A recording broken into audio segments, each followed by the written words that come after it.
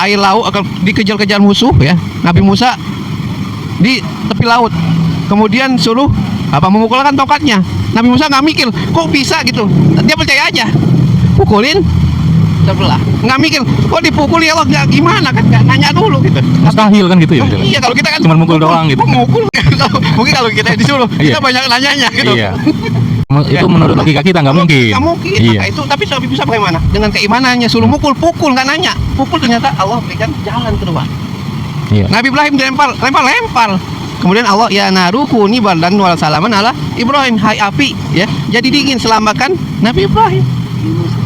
Yunus ya. Jadi itu kita selalu berbaik sangka dengan apa yang terjadi pada diri kita, karena kita nggak tahu. Kita itu kadang banyak nanyanya. Iya. Suruh ini nanya itu yang mungkin bisa mengotori hati kita. Bukan nanya nggak bagus ya? Bukan nanya nggak bagus. Jangan nggak berani nanya nih nanti. Kayak tadi, solo mukul, nanya dulu. Gimana? Jadi menanyakan sesuatu yang tidak perlu tanya.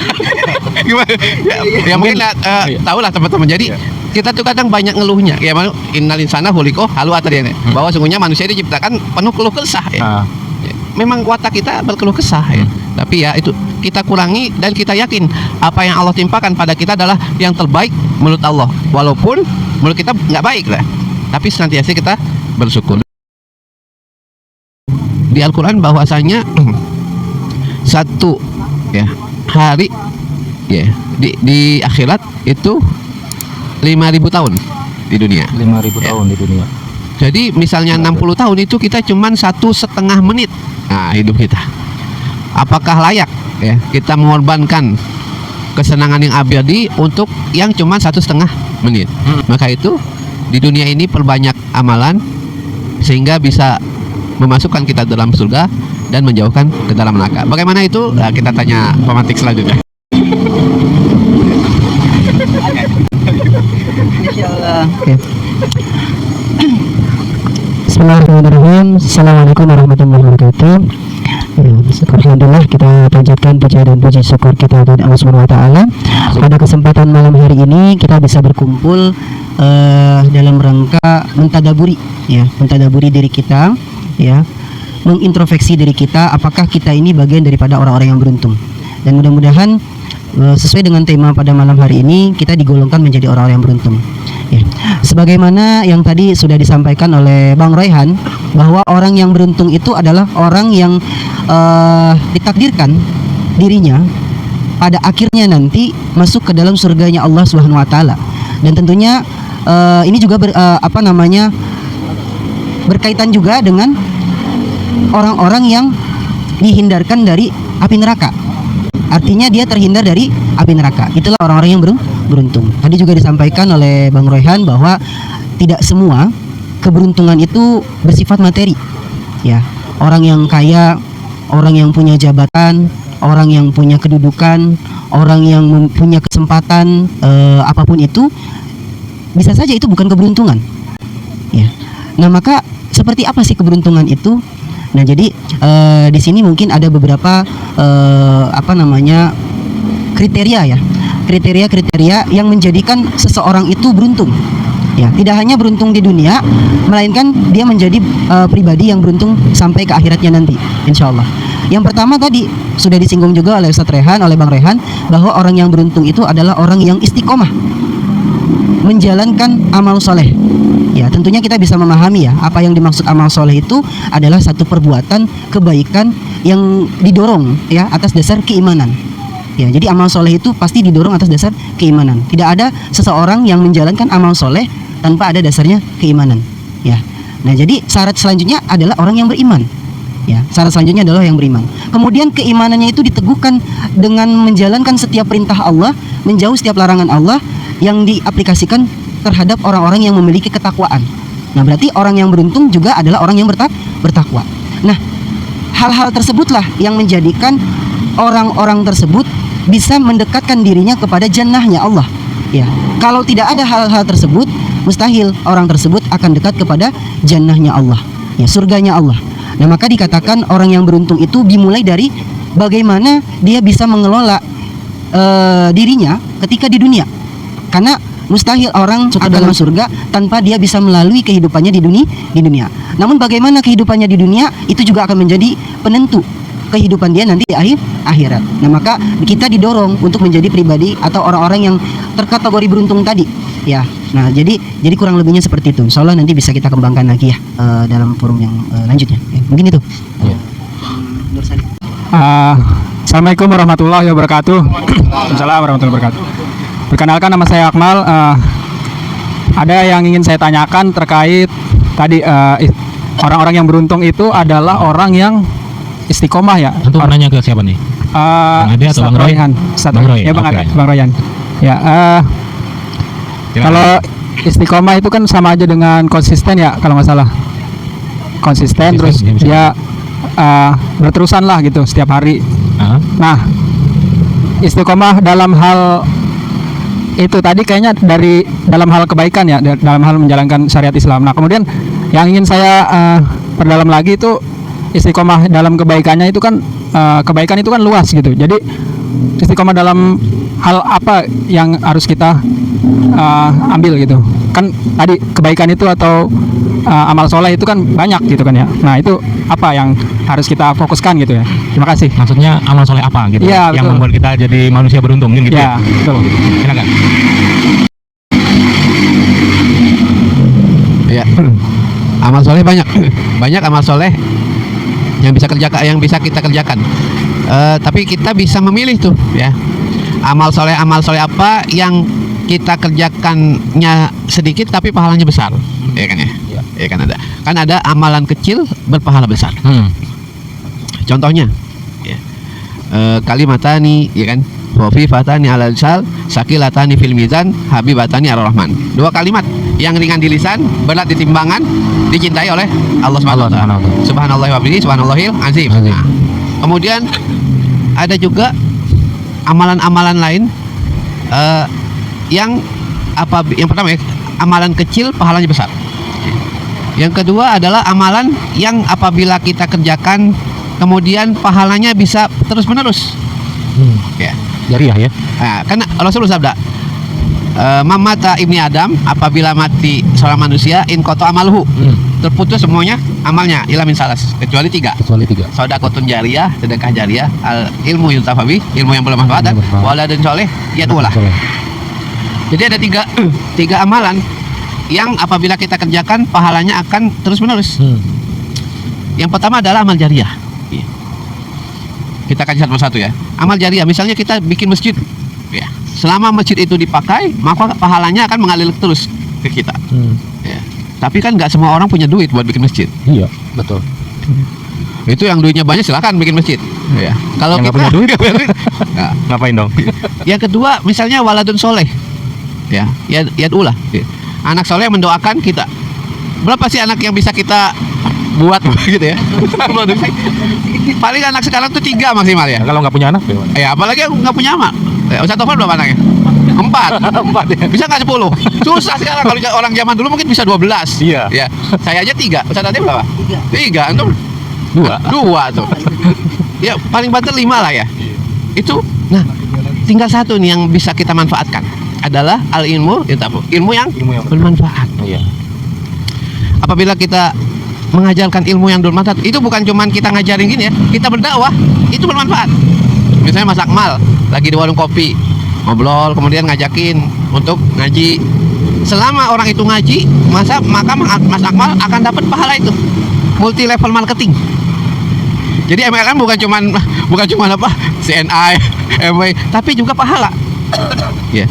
Bayangin, kemudian teman Mas Akmal tadi ngontak lagi orang, maka Mas Akmal dari orang itu, Mas Akmal dapat, dari isunya dapat. Bayangin, mansana sunatan hasanatan falahu ajruha wa ajru man amila biha. Barang siapa seseorang mencontohkan sunnah kebaikan, maka dia akan mendapatkan pahala dan pahala orang yang mengikutinya. Double ya berarti ya. Double. Kalau yang ingin itu, coba bayangin yang ikut 2, yang ikut 10 coba. Selama orang itu beramal, Mas Akmal dapat. Bayangin coba, beruntungnya orang bayangin misalnya Imam Syafi'i sekarang, pahala yang beliau dapatkan. Kita sholat ikutin mazhab beliau sedang di alam barzah itu dapat pahala mengalir. Bayangin Imam Bukhari Ya. yang dikaji hadisnya. Bayangkan Rasulullah SAW. Seberapa besar yang baginda dapatkan dari pahala kita beramal. Maka itu jangan lemah itu dalam beramal, berdakwah, mengajarkan kebaikan. Mungkin itu, mungkin dari Bang Ade ada Mas. Sudah puas? Bang Akmal sudah puas? Iya, sedikit menambahkan aja dan mempertegas ya. Jadi benar ya kata Bang Rahman tadi menyebutkan bahwa Rasulullah SAW mendapatkan kebaikan dari hasil dakwahnya, para sahabat ya, pun juga ikut mendapatkan kebaikan dari hasil dakwahnya, dan begitu juga para ulama ya, Imam Syafi'i ya, imam-imam yang lain mendapatkan kebaikan dari apa yang didakwahkannya. Nah, kita pun juga sama, punya kesempatan yang sama. Nah, makanya jangan sampai kita menganggap bahwa saya mah belum pantas untuk menjadi orang yang menyampaikan kebaikan. Salah. Kita semua punya kesempatan. Karena apa? Karena itulah fitrah kita. Kita menyampaikan kebaikan ya, itu adalah dorongan daripada keimanan kita. Nah, makanya kalau sampai seandainya kita menganggap bahwa diri kita itu belum mampu, kita harus introspeksi lagi. Sampai kapan kita mau mampu? Apakah kita masih belum menyadari bahwa kita ini belum menjadi orang-orang yang beruntung? Padahal kita sudah ditakdirkan menjadi orang yang beruntung pada saat kita kita sudah ditetapkan keimanan kita. Kita sudah menetapkan diri kita itu beriman kepada Allah. Pada saat itulah kita menjadi pribadi yang beruntung. Nah, makanya di sini agar keberuntungan itu bisa benar-benar kita rasakan, ya kita harus bersegera. Ya, kita harus bersegera dalam menyambut, dalam meraih ya, kebaikan-kebaikan yang sudah digambarkan sedemikian rupa oleh Rasulullah Muhammad SAW. Ya. Dan juga digambarkan pula oleh Allah Subhanahu Wa Taala di dalam ayat-ayatnya, di mana Allah Subhanahu Wa Taala menggambarkan di dalam Quran surat Al-Baqarah ayat 25 di situ disebutkan ya, orang-orang yang beruntung itu dia akan ditampakkan ya di dalam surga nanti ya, di mana tempat di surga itu adalah terdapat air, sungai-sungai yang mengalir ya, dan masih banyak hal-hal lain yang Allah Subhanahu Wa Taala gambarkan ya. Itu hanya untuk orang yang beruntung saja. Nah, makanya di sini kita harus bisa memahami bahwa tadi ya di awal kita sudah sampaikan, orang yang beruntung itu adalah orang yang beriman, orang yang bertakwa, orang yang beramal soleh, dan juga orang yang mengistiqomahkan dirinya dalam kebaikan. Nah, makanya di sini kita, kalau seandainya kita tidak bersegera untuk memperoleh keberuntungan itu, ya kita harus mengintrospeksi diri kita lagi. Ya. Sampai kapan kita bisa menjadi pribadi yang tidak mau meraih keberuntungan itu, ya tidak mau meraih kebaikan itu. Padahal Allah Subhanahu Wa Taala sudah memberikan dan menggambarkan secara gamblang tentang orang-orang yang beruntung tadi.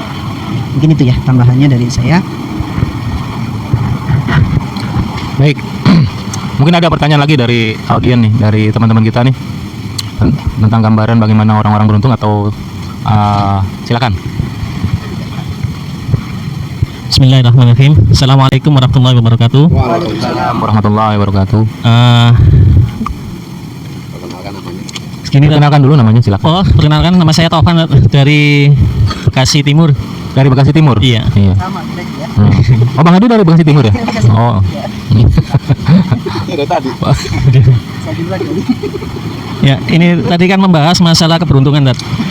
Yang saya lihat dari sisi dunia, orang dikatakan beruntung. Contoh, saat kita berkendara, lalu ada mobil yang berusaha menyerempet kita, tapi kita nggak jatuh, itu asumsi kita secara pemikiran kita beruntung. Beruntung gitu ya? Beruntung. Kenapa? Karena kita nggak celaka, kita nggak jatuh. Iya. Kita nggak buntung. Nah, itu yang pertama, Dad, beruntung. Yang kedua, lawan dari keberuntungan ada celaka. Bukan rugi ya? Saat kita berkendara diserempet mobil, kita jatuh, kita menganggap bahwa kita celaka. Nah, yang saya tanyakan di sini adalah bagaimana kita mengubah paradigma ini yang sifatnya dunia, yang tadi dunia, baik itu keberuntungan dan celaka itu, bagaimana mengubahnya untuk selalu terkoneksi kepada pemikiran akhirat. Ya. Hakikatnya seperti apa? Karena selama ini apapun yang terjadi masih sifatnya dunia semua. Ya. Ya, baik keberuntungan maupun kecelakaan. Nah, ini saya tanyakan untuk kepada kedua pemantik ini. Oke, baik, Enggak, silakan. silakan. Kepada Bang Roy dulu atau Bang Ade dulu? Silakan. Oke, Bismillahirrahmanirrahim. Ini menarik ya. Tadi mengkaitkan keberuntungan dengan apa namanya sesuatu yang terjadi ya, pada diri kita ketika kita di dunia. Padahal tadi di awal digambarkan orang yang beruntung itu adalah orang yang beramal soleh gitu ya. Ya. Terus kemudian ketika dianalogikan kepada situasi kondisi yang mungkin secara umum kita memahaminya itu adalah sial lah ya, ya lebih tepatnya sial gitu, kesialan gitu. Nah sebenarnya yang harus kita pahami, apa yang terjadi pada diri kita itu tidak terlepas daripada takdir Allah. Ya. Jadi ini tidak masuk pada pemahaman beruntung dalam pembahasan pada saat ini. Ya. Jadi yang Bang Tapan tadi sampaikan itu ranahnya adalah takdir Allah. Dan takdir Allah pun juga harus kita imani. Ya.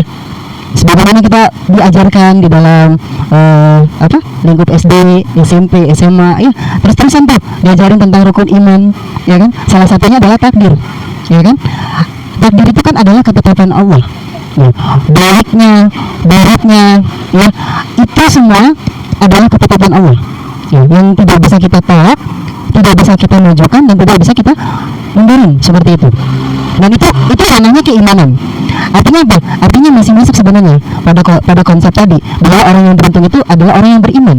Nah, mengimani apa yang terjadi pada diri kita pun juga itu bagian daripada keberuntungan. Makanya ketika orang yang diberikan ujian oleh Allah Subhanahu wa taala, misalnya contoh seperti yang Bang Tapan tadi sampaikan, kita celaka.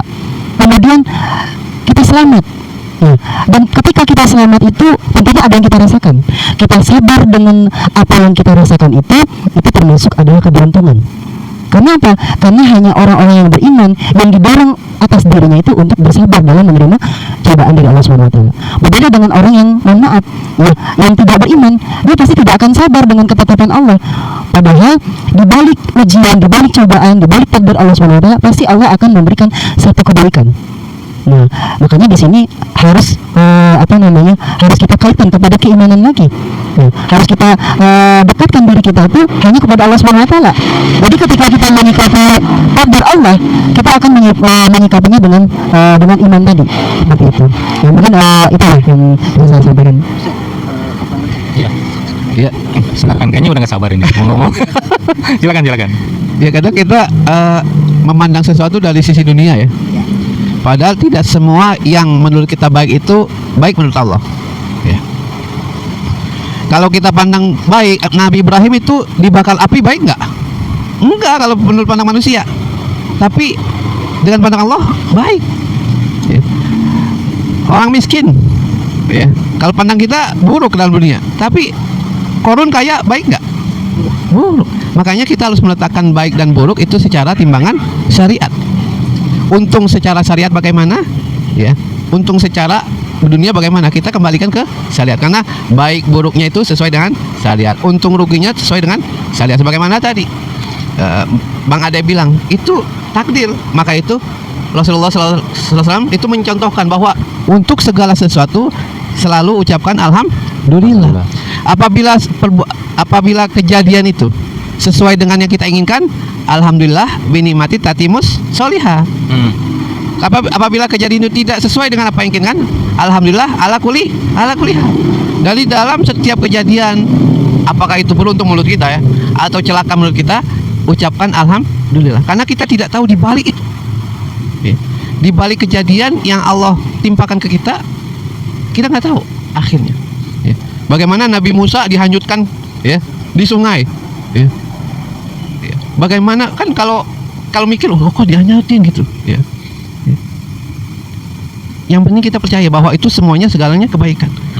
Ketika air laut akan dikejar-kejar musuh ya, Nabi Musa di tepi laut, kemudian suruh memukulkan tongkatnya. Nabi Musa nggak mikir kok bisa gitu, dia percaya aja, pukulin terbelah, nggak mikir kok dipukul ya Allah, nggak gimana kan, nggak nanya dulu gitu. Mustahil kan gitu ya? Iya, kalau kita kan cuma mukul doang gitu. Mukul mungkin kalau kita disuruh kita banyak nanyanya gitu. Iya. Itu menurut logika kita nggak mungkin. Nggak mungkin. Iya. Maka itu, tapi Nabi bisa bagaimana? Dengan keimanannya suruh pukul nggak nanya. Pukul ternyata Allah berikan jalan keluar. Iya. Nabi Ibrahim dilempar. Kemudian Allah ya narukuni bardan wal salaman ala Ibrahim, hai api ya jadi dingin selamatkan Nabi Ibrahim. Nah, Yunus ya. Jadi itu kita selalu berbaik sangka dengan apa yang terjadi pada diri kita karena kita nggak tahu. Kita tuh kadang banyak nanyanya ya. Disuruh ini nanya itu yang mungkin bisa mengotori hati kita. Bukan nanya nggak bagus ya. Bukan nanya nggak. Jangan-jangan nggak berani nanya nih nanti. Kayak tadi, ya, selalu pukul, nanya dulu. Gimana? Oh, makanya. Jadi menanyakan sesuatu yang tidak perlu tanya. Gimana? Ya mungkin tahu lah teman-teman. Jadi kita tuh kadang banyak ngeluhnya. Ya mana innal insana khuliqa halu'a tadi bahwa sungguhnya manusia diciptakan penuh keluh kesah ya. Memang watak kita berkeluh kesah ya. Tapi ya itu kita kurangi dan kita yakin apa yang Allah timpakan pada kita adalah yang terbaik menurut Allah. Walaupun menurut kita nggak baik lah. Tapi senantiasa kita bersyukur. Demikian. Allah alam bisawab. Mungkin bisa disimpulkan pertanyaan dari Bang Topan ini. Mungkin gini ya, ini menurut pendapat saya. Berarti definisi untung atau celakanya tadi itu disandarkan kepada Allah gitu ya. Maksudnya definisi yang dari Allah yang kita pakai kan begitu ya. Definisi secara syariat kan gitu. Ya, baik. Baik, mungkin ada dari yang lain silakan. Pak Asep barangkali. Ini mana Bang Irfan? Yang lainnya barangkali silakan. Atau saya dulu deh, boleh nggak saya nanya? Boleh. Iya, kalau masalah untung, maksudnya membicarakan masalah untung, pasti lawan katanya rugi mungkin ya, atau celaka sih sebenarnya. Rugi bisa ya. Nah, kalau mendengar kata rugi juga di surat Al-Asr ya. Wal asri innal insana lafi khusrin. Iya.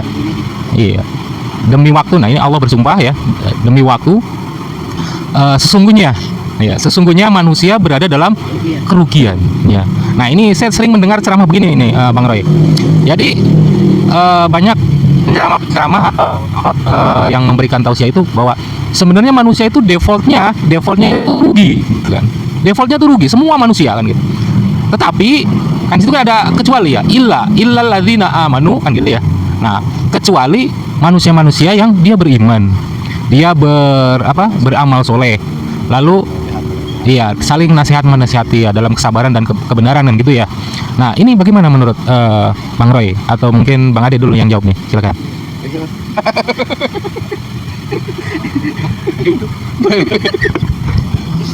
Ya, memang defaultnya itu kita rugi.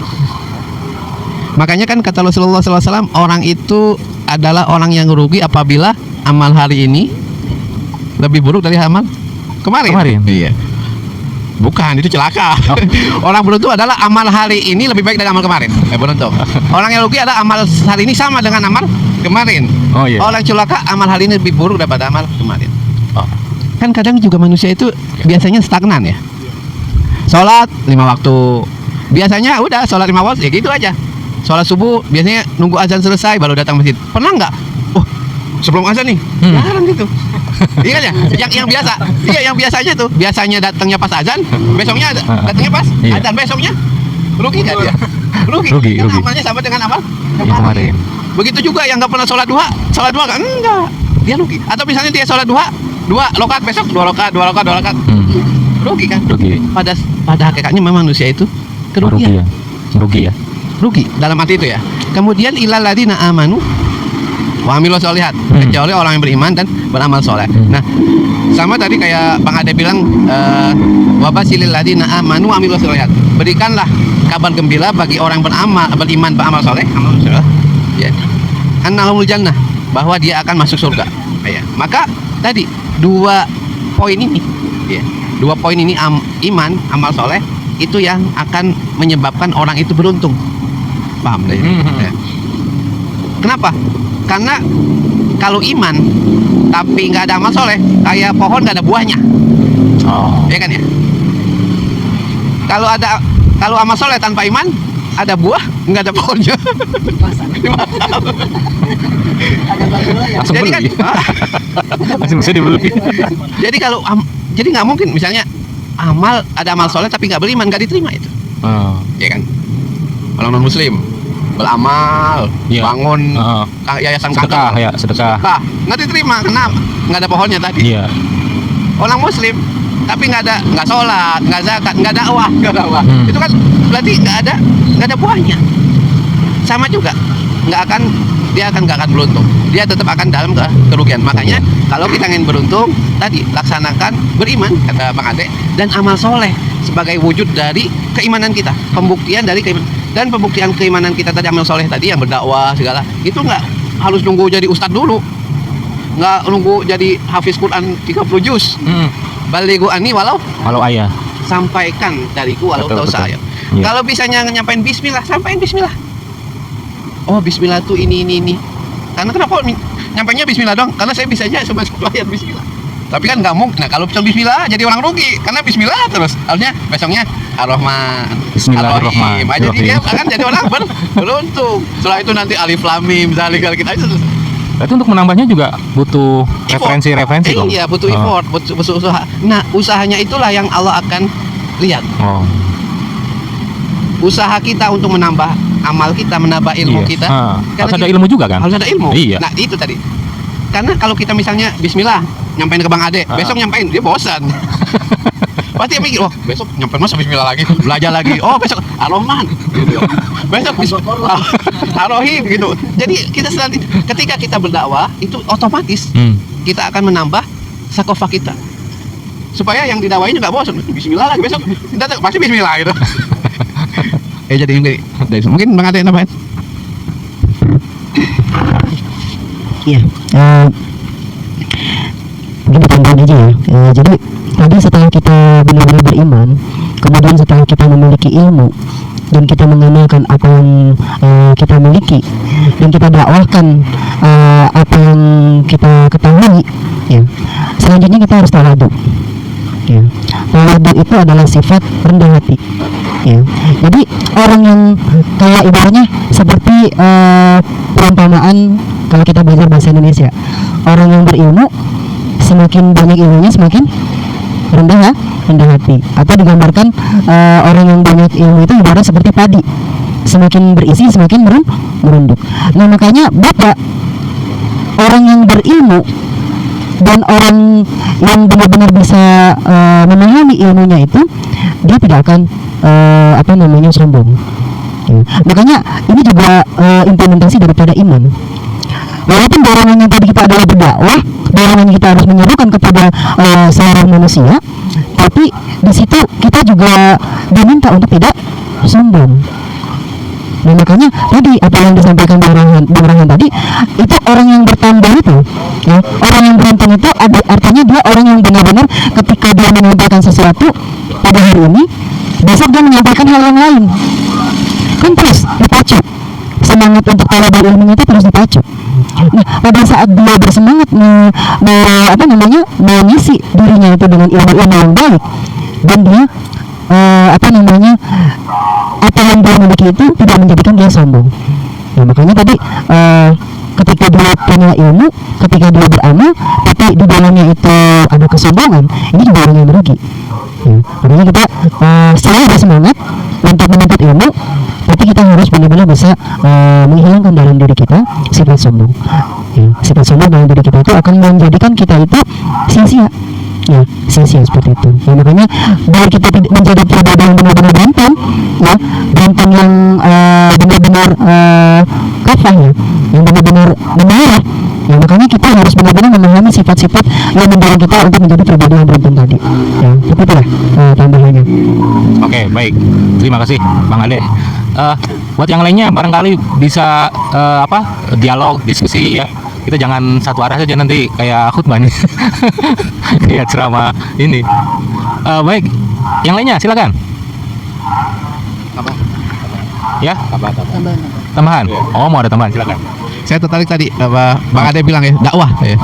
Nah, teman-teman ada dakwah bukan sembarang dakwah nih. Dakwah yang punya efek menggelegar, apa meledak-ledak. Kalau kita berdakwah, misalnya mengajarkan sholat, kita dapat pahala orang yang sholat tadi. Kalau kita berdakwah mengenai keutamaan sedekah, maka kita akan mendapatkan pahala orang bersedekah. Tapi ada dakwah yang nilainya itu lebih dari itu semua, teman-teman sekalian. Bagaimana dakwah itu, ya dakwah di mana hukum Allah ditegakkan. Paham ya? Kalau orang sholat, ya kalau sekarang nih orang nggak sholat ada hukumannya nggak? Ada. Dosa. Bukan hukuman dunia, hukuman dunia. Oh, hukuman dunia nggak Nggak ada. ada. Kalau bulan puasa banyak nggak yang makan siang? Banyak. Iya, banyak. Iya, telat, sarapannya telat. Sahurnya telat. Sahurnya dikodok. Ada nggak yang melarang? Nggak ada. Padahal itu ada sebuah kemungkaran. Ya. Maka dakwah seperti inilah ya yang lebih dibanding dakwah-dakwah lainnya. Di mana amar ma'ruf nahi munkar tadi watawasau bil haqqi watawasau bis Sober. nah, Iya. saling nasihat Saling menasihati menasihati dalam kebenaran dan kesabaran. Itu nasihat menasihati itu. Nah. Menasihati. Cuman kan nggak mungkin kita misalnya bulan puasa ada orang yang makan siang, kita Iya. kotok-kotok, puasa nih, nggak boleh, haram hukumnya. Nah. Berani nggak? Mungkin kalau tampangnya kayak bukan, kalau nggak berani. Ya, kalau mungkinnya kalau yang preman mungkin badannya gede, kalau yang kecil ya, mungkin berani ya. Tapi kan nggak semua orang bisa gitu. Tapi kita bisa berdakwah, ya. Yang efeknya lebih dari itu. Kita nggak perlu ngomel-ngomel, nggak perlu ngusir-ngusir orang yang makan di saat bulan puasa. Apa kita dakwahkan yang ujungnya, ya kan ya? Ibaratnya kalau dulu guru saya bilang, kalau rumah bocor, itu lantai basah misalnya, kita bisa benerin, kita pel lantai tersebut. Iya, betul. Tapi kalau hujan ada lagi. Iya. Selesai nggak dengan dipel? Nggak. Selesai. Bocor lagi dong. Bocor lagi. Oh, kita bisa benerin langit-langitnya. Mungkin untuk sebulan 2 bulan bisa. Iya. Tapi setelah itu bocor lagi. Terus gimana?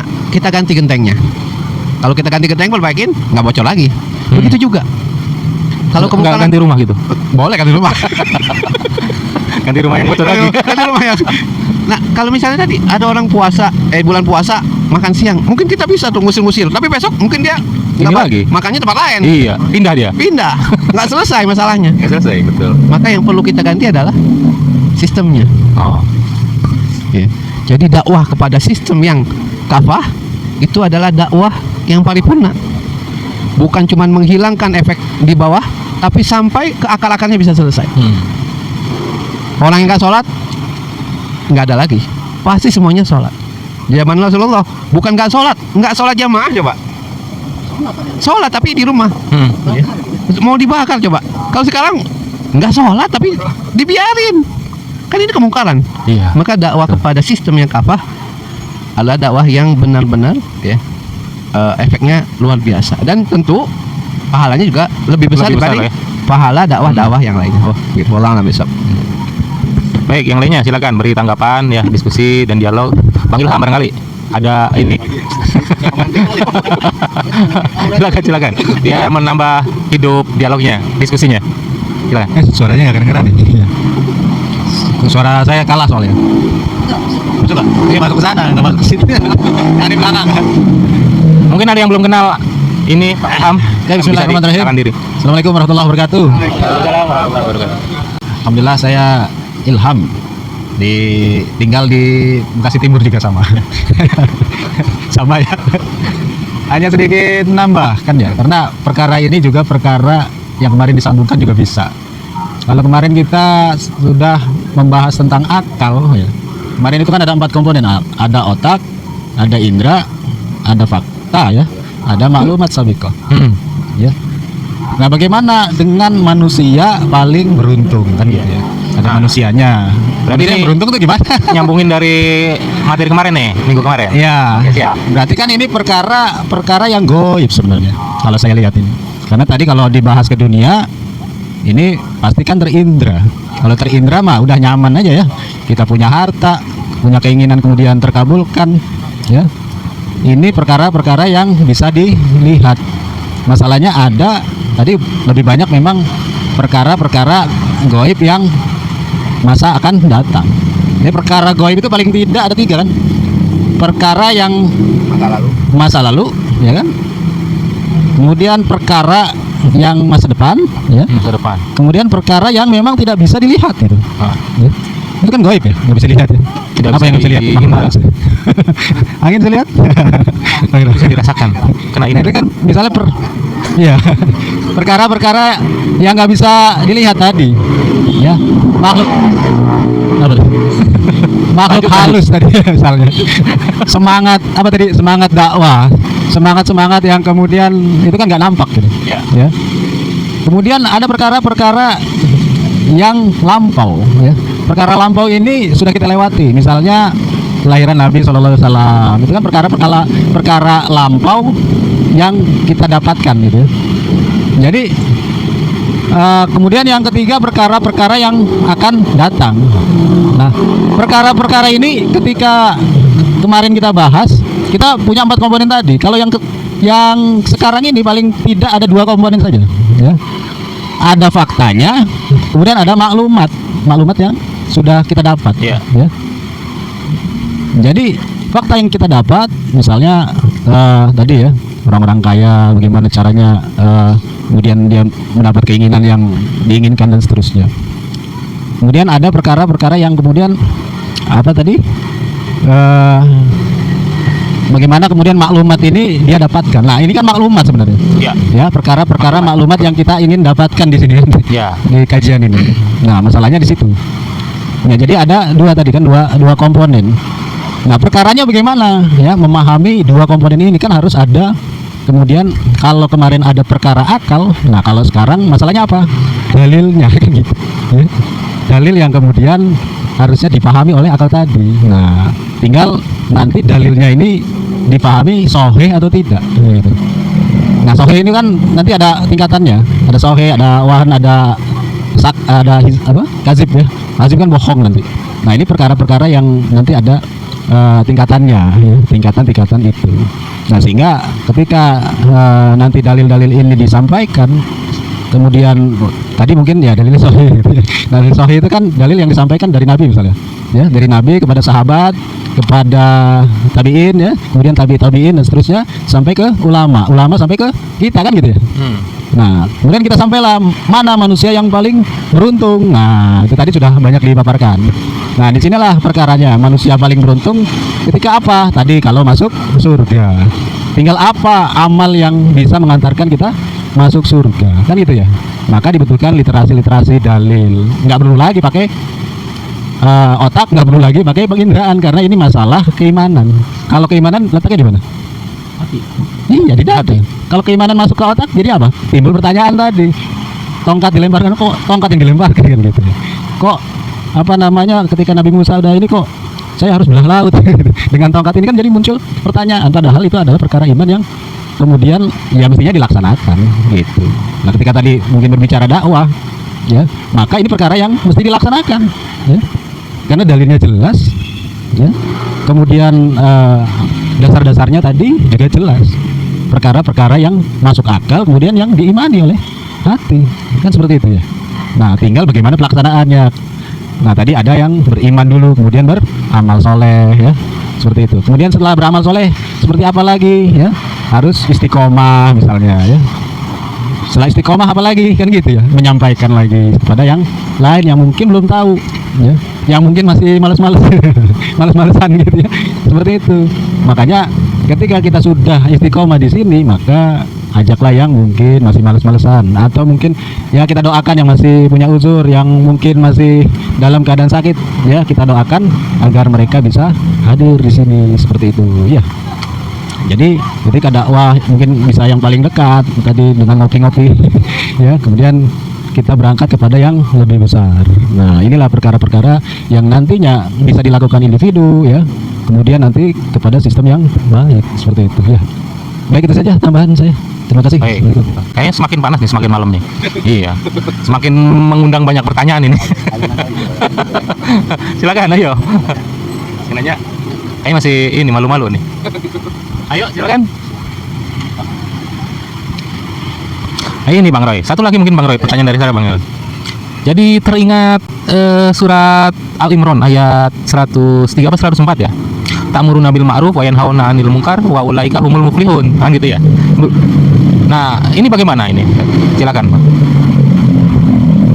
Ya, Ta'muruna bil kuntum khairu ummatin ya, ukhrijat linnas ya. Kalian itu adalah sekelompok orang manusia. Hendaklah ada ya. Ya, hendaklah ada. Iya. Wal takum minkum Iya. ummatan. Iya, betul.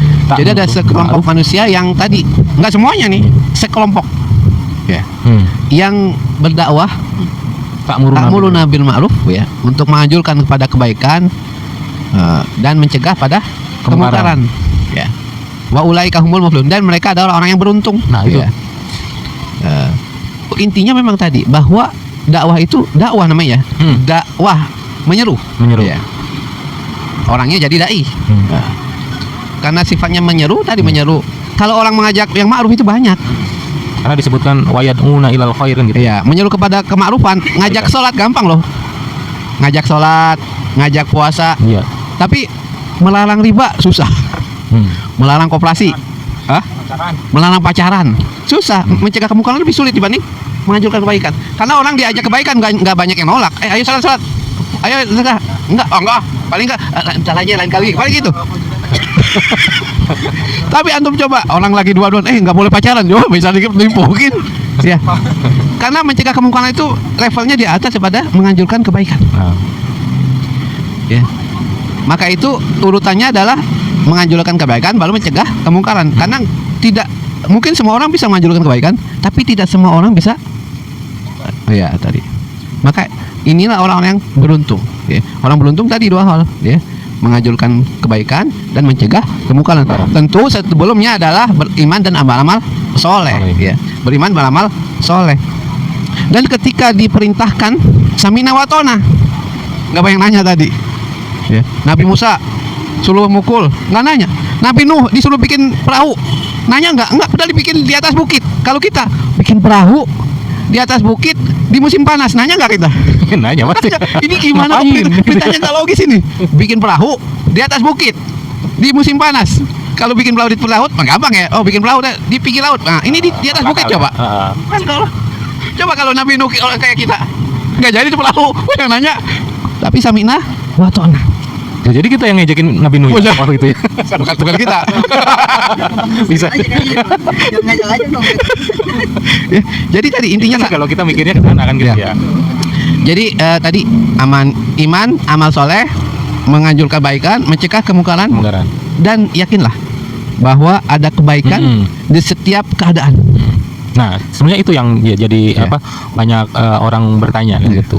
Untuk menuju ke arah sananya itu bagaimana kan gitu. Untuk dia melakukan hal yang benar untuk jadi mungkin lebih tepatnya bagaimana bisa dorongan apa yang bisa menjadi kita itu menjadi orang yang beruntung tadi, selalu berusaha menjadi orang-orang yang beruntung tadi.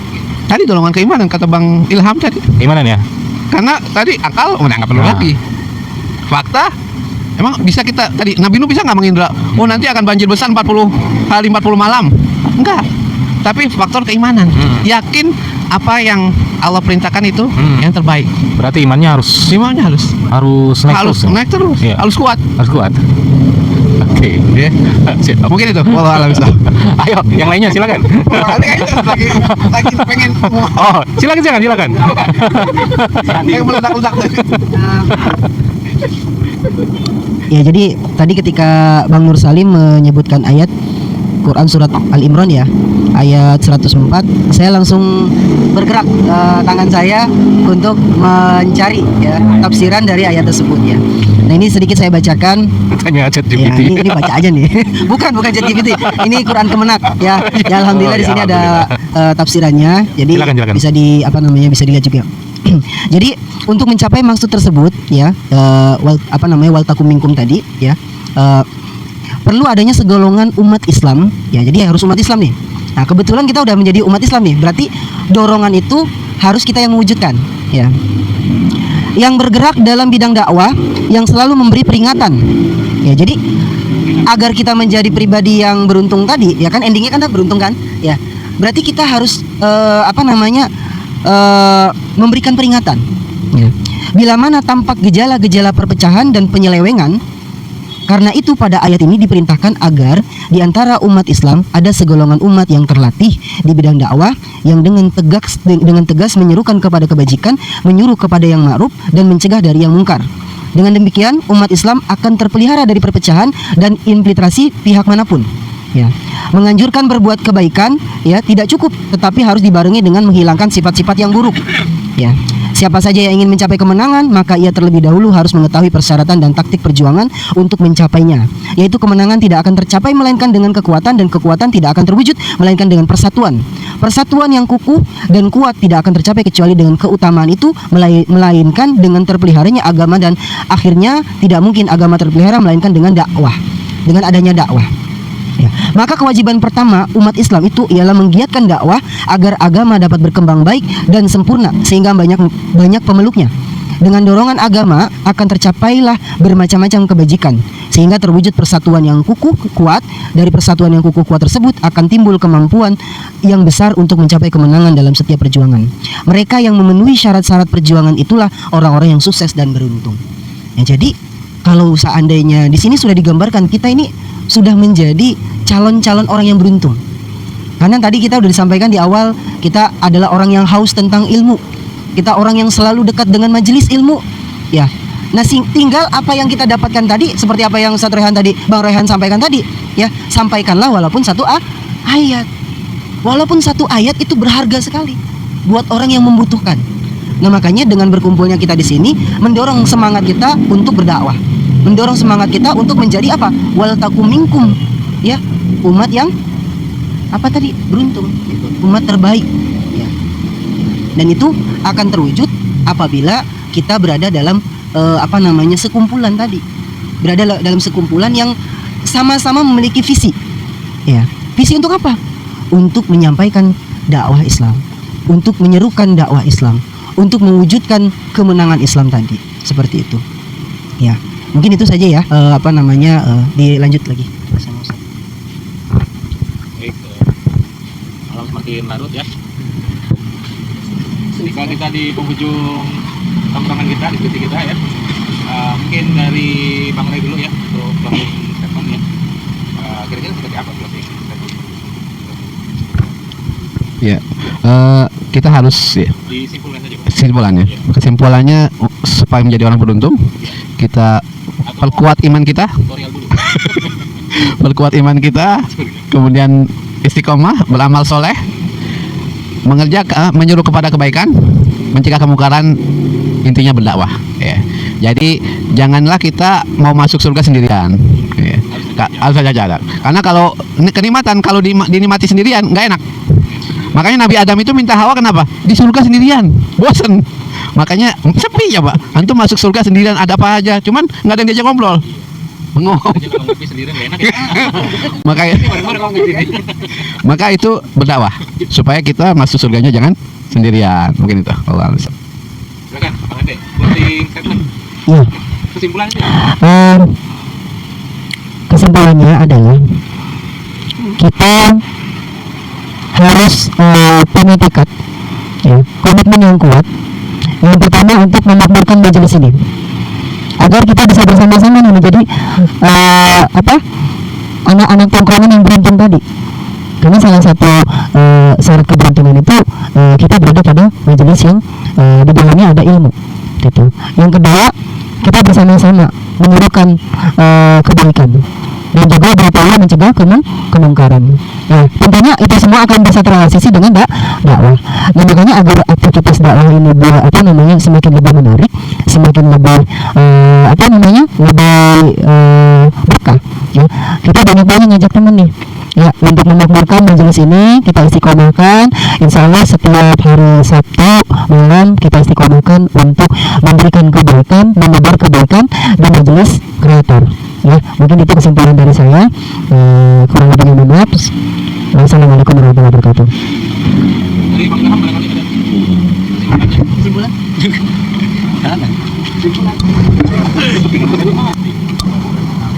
Silakan. Ada kesimpulan atau mungkin ya kesimpulan lah. Karena biasanya nih Bang Ilham yang jadi pemantik nih. Besok ya. Iya, beliau nanti. Bang Topan dong. Oh, gitu ya. Ada lagi tuh. Bang Topan juga bisa nanti. Jadi pemantik. Ya, alhamdulillah. Kesimpulan ya. Ya, Iya. kesimpulannya alhamdulillah. Jadi bagaimana kemudian menjadi manusia yang paling beruntung gitu kan? Manusia yang paling beruntung bagaimana? Jadi ketika kita meninggalkan dunia ini, ya amal kita terus mengalir seperti dari awal itu sudah diceritakan, dipaparkan, ya, disampaikan, ya. Nah itu, ya paling tidak kita berkumpul di sini pun menjadi ladang amal, ladang pahala bagi nanti teman-teman yang barangkali belum tahu, ya. Barangkali juga nanti butuh ilmu, ya, senjata. Nah, senjata inilah yang kemudian nanti akan ditakuti oleh orang-orang kafir, ya. Senjata apa ya? Senjata ilmu pemikiran kita, ilmu pemikiran Islam, ya. Selain itu apa? Kita nggak boleh kan memegang senjata sekarang. Sekarang apa yang kita bawa? Ya. Apa yang kita bawa? Ya, selain pemikiran kita. Maka selain amal, ya, ilmu, almal, kemudian bagaimana kemudian tadi istiqomah tadi. Nah, ketika kita sudah istiqomah, maka kita harus ajak yang lain untuk istiqomah. Insya Allah ini juga waktunya istiqomah setiap hari Sabtu ya, Bang ya. Nah, tinggal ditambah lagi barangkali nanti alasnya agar menjadi semakin lebar, pesertanya tambah banyak. Amin. Nah, itu saja ya. Terima kasih. Assalamualaikum warahmatullahi wabarakatuh. Waalaikumsalam warahmatullahi wabarakatuh. Baik teman-teman ya, kita sudah insya Allah kita sudah paham ya bagaimana kita ya untuk menjadi orang-orang yang beruntung ya. Nah ini perlu memang harus ada dorongannya ya. Dorongannya tadi seperti yang sudah disampaikan Bang Ade, keimanan ya kan ya. Nah keimanan ini juga mungkin harus kita pupuk gitu ya. Keimanannya juga harus kita naikkan ya kan ya. Harus selalu diperbaharui kan gitu ya. Nah nanti bisa jadi ini jadi tema pekan depan ya. Bagaimana caranya memperkuat keimanan gitu ya.